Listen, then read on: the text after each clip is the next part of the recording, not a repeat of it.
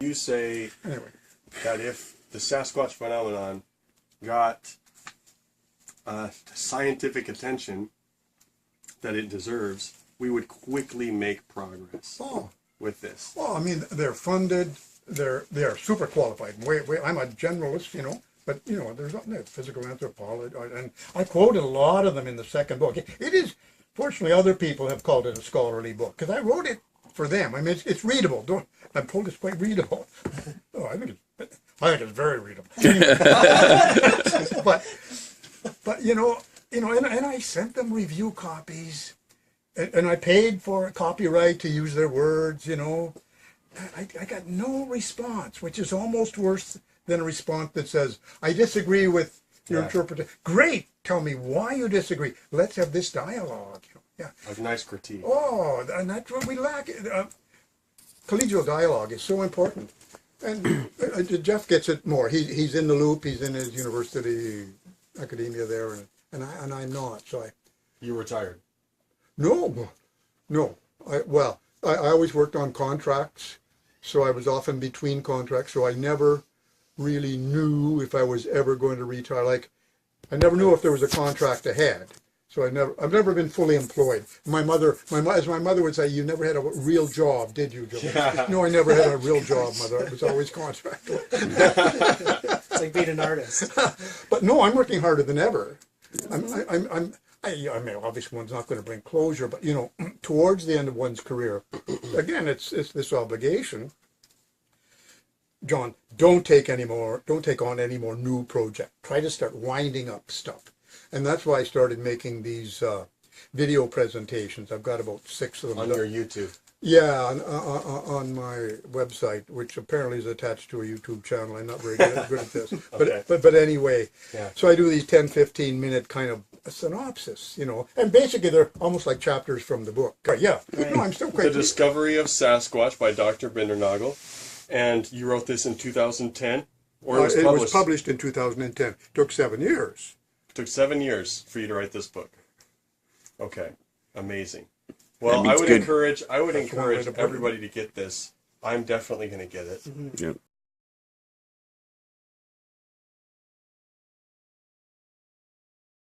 Yep. The Sasquatch is a great ape. I was waiting for you to finish, and I was going to jump in. I followed John Green, Grover Krantz, and everything made sense. We're talking about an upright great ape. Grover made a strong case for that. I make a very strong case for it here. I've since backed off. I didn't realize that would be divisive among the investigating community. Oh, no way is this an ape. It's obviously a human. Well, I don't know if it's a human or an ape, so I backed off to basically hominoidea, just calling it a primate. This large group, humans, apes, just let's not get bogged down in trying to catalog it. Well, so do you feel like... See, I think it's helpful to think... sorry.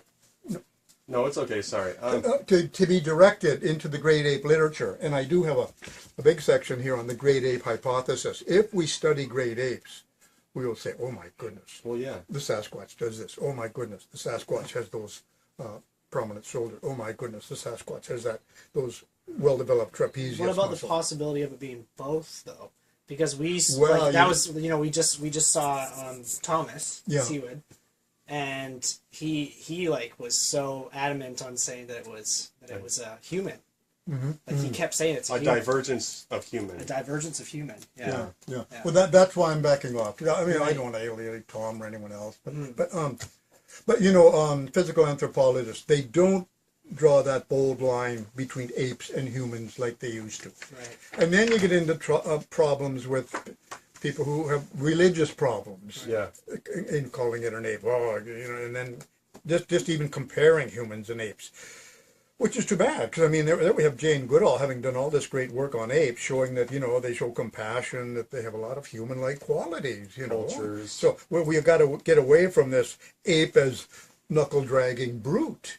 And you were talking about intelligence at some point. You just have to go to like orangutans, and you know their dexterity at getting out of cages. I mean, the things chimpanzees can do with puzzles and memorization. So Dr. Bindernagel, so do you feel like ape is not general enough then? Because ape includes humans, obviously, but... Well, depending on who you talk to. Yeah. Okay. Yeah, okay. I mean, this is the thing. Oh, I mean, Mike Patterson's a good example, and he said, very much this is a human. I said, and I was calling it, he said, no way, he said a mammal, John. It's a human. I said, Mike, we humans, I shouldn't be using Mike as an example. We humans are mammals. We are mammals. Yeah. We are apes. Okay then, he says. Yeah. But no fault of Mike's, but this is occurring at a level when we should have our scientists online just cutting through the basic zoology and not having to keep backing up and offending people. Yeah, offending needlessly. Human and ape DNA are two different strands, though, isn't it? Talk to Meldrum. I can't keep up with DNA, and I don't quite have much. Because from what I've studied, like, I know from some of the things that they found out in the field, like hair samples and scat and stuff like that, has cut the ones that they have been able to get strand or DNA out of. Those ones have come back as like 70%. The mitochondrial DNA that's female. Comes from a Homo sapien female. Yeah. Like 10,000 years ago. So how do you feel about Ketchum's DNA study? Do you I'm not qualified to judge. Have you looked at it? No. I mean, I've read what comes out. Yeah. And I wish she didn't sound like she had a chip on her shoulder, because that's offensive to her scientific colleagues and our scientific colleagues. Cause, people are critical, and Anyway, no, I really try to stay away from this because amongst investigators, amongst scientists, we're just trying to encourage scientific dialogue and discussion, which requires scrutiny of the evidence. And see, I happen to think that there's evidence, like with DNA and hair. I mean, hair, gee whiz. Some of the stuff that Brian Sykes dealt with there in Oxford, in UK. How did it go? Oh yeah, so many of the samples turned out to be coyote, raccoon. And well, you take a hair, you put it under the light microscope, and in 10 minutes, and you go through with your comparative guide, looking at it physically. This is so 1950s science, old science, very simple. We just screen at the outset. Yeah, get rid of the raccoons, get rid of the bear sample, get rid of the cows, And then if there's something left, then you might go to DNA. But that's we really, good to know. That's good. Well, I didn't know that's how it was. Well, no, there can be a very early screening. So if you anyway, sorry. No, it's good. So I like that. What for yourself, like, Leon? Listen, I know Sasquatch exists because of 5 solid scientific things from my angle. Whatever it happens to be, what would those be, or even 3? So the prints would be obviously one significant. Oh, one of the most compelling pieces of... For you personally, though, like when you looked at it as a trained educator, and you're looking at that saying, this looks pretty solid. And it's putting stuff together, like, what I've done. And people object to eyewitness drawings. But, we have... What did John Green have? He finally stopped keeping up his... But over 2,000... eyewitness description. Well, not always description. So I pulled a lot of these together and showed, you got adult males, you got adult females, you got sub-adults. Okay, you can make that case. And then with that, you can do a kind of a generic Sasquatch. Sure. So, I mean, I think and then you compare that with a bear, and there's these really consistent differences, And I don't think we should dismiss eyewitness descriptions quite so out of hand. Anyway, but no, yeah, you're right. It's the tracks are very compelling. The trackway is really turning out to be interesting. How so? Pardon? How so? Good question. Two points: long stride and minimal trail width. And I've got a research video on this because we're now up to I've got, even in my collection, maybe 6 or 7 good samples of. Well, they kind of walk like bears, don't they? It's like foot by foot by foot, sort of. Yeah, what did you say, like bears? Yeah, because you know how a bear will walk like hind like this, and then the Sasquatch trackways are kind of the same way, all the ones I've seen, where they kind of walk. I didn't know a bear walked like that. In my experience, there is what we call straddle. Yes. And I actually went into this in some depth. There is straddle, trail width, Right. to a bear trail and a human trail, and frequently no straddle or trail width. So I think bears actually, there is some straddle if we study them. Anyway. Oh, and then the long stride. I mean, it's just, and then we get into technicalities. Are we talking stride or pace or, anyway, but just very long, beyond human. I mean, it's what attracts people, saying, oh my goodness, and anyway.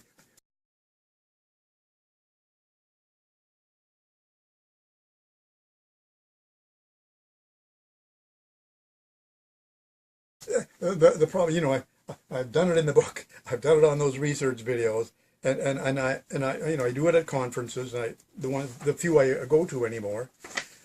But see, my latest, I guess it's a complaint. my Observationally. I got one more thing I want to Sure. show Yeah. you. Oh, can you grab under that mammal book? Yeah. Yeah. This thing right here? Yeah. Have a look at that and pass it around, and grab a couple of them. Yeah, a couple copies. Yeah, there's a lot. I'll just show you. Okay. Show you what a cynical old man I'm becoming. Well, probably not becoming, but I'm. Okay. I'm gonna put this down. You Sorry. can keep those. You can keep. Okay, those. I made a bunch, and I want one, Graham. yeah.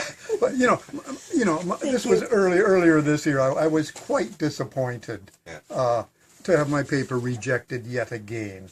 And so I made a joke. Okay, I'm so desperate. I'm like the guy on the street corner flogging wristwatches, But That's totally funny. Well, some guys talk pretty about much come to that. $50,000. What else can I do?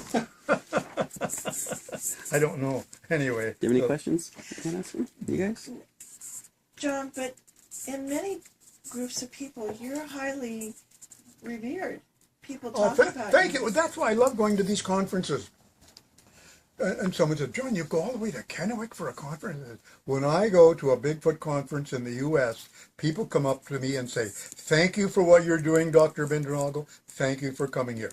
I do not get that in Canada. I just soak that up because it's got to last me all year. No offense to my countrymen. 1, 2, 3 are here, so you're making progress. I feel like it's because up here in Canada, though, like Rio's been so fascinated just with the beaches here and even just the forests themselves and everything. It's just kind of like, I think it's that we're so used to it up here in Canada that it's not as fascinating. Bigfoot or Sasquatch. Yeah. It's just a cultural thing. Exactly. Yeah. And this is where anthropologists have picked up this. Oh yeah, BC. It used to be when we had social credit and no other province did. BC, the land of Sasquatch and social credit. That was actually in a newspaper thing. We did characteristics of BC. Ah, yes. Yeah, and that's the problem. We've allowed it to become that cultural entity. Yeah. And so we're unwilling to even consider that there could be a basis for it. Absolutely. And we do Aboriginal people a disservice by not considering that, because they led the way. Yeah. We simply haven't got it. We haven't listened. We've said, oh, yes, mythical. A lot of the people that say that are the ones that, like I've used the term many times this weekend, ignorance, because people aren't, a lot of the people who say it doesn't exist are the ones who don't take the time to even put any effort into researching it. Well, this is the thing. Okay, there is this ignorance. How can we address that ignorance? I keep failing in everything I do, and I don't know what to do anymore. I'm hopeful for these research videos that they will eventually kick in. But since for all the decades you've been researching this, you've seen it firsthand how much the Sasquatch population, or research population, has advanced and grown. I'm seeing it. Yeah, it's massive. It's massive. Yeah. People, see, I'm not interested. I'm not fully aware of that. But I see these conferences like Kennewick, 500 people. Johnny Manson. The last time I was there, 700 people through the doors over 3 days. Yeah. I mean, a lot of these they're just curious, but that's fine. That's good. Yeah. Curiosity is better than nothing, because curiosity leads to That's what's missing research. from my scientific colleagues. Where is our sense of curiosity? Yeah. Aren't you curious that this thing persists? That people still keep reporting Sasquatches despite the ridicule? Which is interesting, because being a scientist, to me, like, if I was a scientist, that's what my definition of being a scientist would be, is being curious and asking questions. And a lot of people just, and that's what frustrates me with it, is like, there's so much, like you said earlier, there's so much evidence proving that there's something out there, and yet they continue to just brush it aside. They don't feel like any of the witnesses are credible. I mean, but the sheer volume, and they're not aware of the sheer volume. Exactly. I'm assuming that that's the case. We have to be careful there, because people sometimes make the mistake in that a large volume of evidence is somehow equating volume with quality. Yeah. And a large volume of poor evidence is still poor evidence. So that's why I jump at some of the things apparently that you've done that Reba was telling me about that I want to follow up on. So some of the stuff that's really intriguing. Yeah. And anyway. So well. Anyway.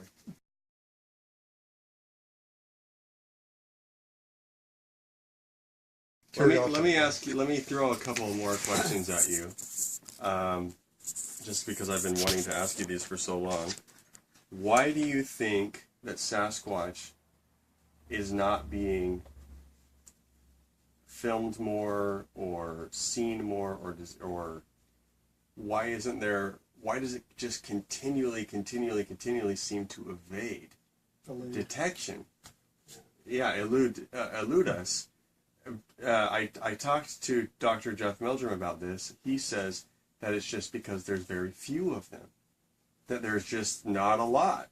And so because they're rare, that explains them not being seen or discovered. But my problem with that is that I can go out into any canyon, almost any canyon I want to at night, and I can go to the right place, and I'm hearing wood knocks. And so if they're so rare, how am I hearing so many wood knocks? But then how are they eluding us? Do you know what I mean? I do. What do you think? Well, I think he's right. Rare is a relative term.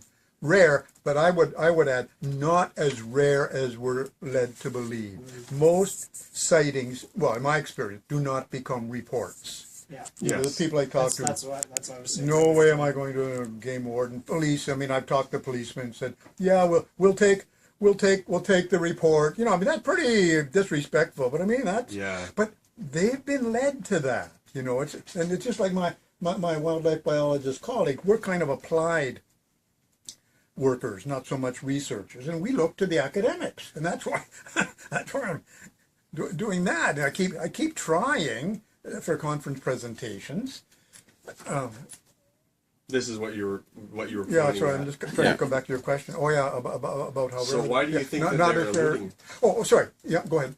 Yeah, why do you think that they're not being seen? That the evidence is difficult to get. Do you think it's just because they're rare, or was there another reason? Well, there's that. I'm trying to think. I had a comment. What was it about rarity? About sightings not becoming rare? I don't. As I say, rare, but not as rare as we think. But what do you do with the report? Like this collection I bought. They sat in a guy's shed for 20 years, and I finally tracked him. He didn't really want to sell them, but for this price, I would. Okay, there's your price. But the point is, someone needs to archive, and that's what Jeff is doing. Really good collection. But Jeff Meldrum, at least last time I was down there, he couldn't get his colleagues, scientific colleagues, from down the hall to come and look at his evidence. I mean, that there is this real blockage that we have. Okay. Yeah. Anyway. Sorry. One more. Sorry.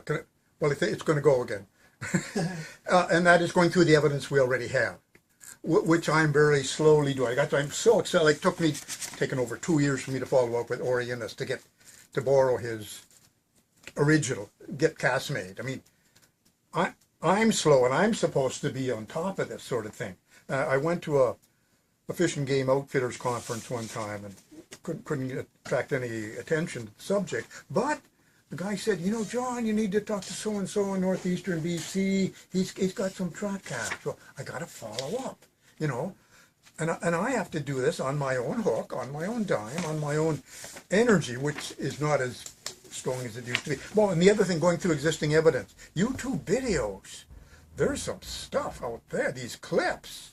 Yeah, sometimes, yeah. And if we had the backstory, and if we had the person speaking and looking at least semi-credible, we'd say, oh, let's put them in the maybe category, you know. But, you know, we need that backstory. Yeah.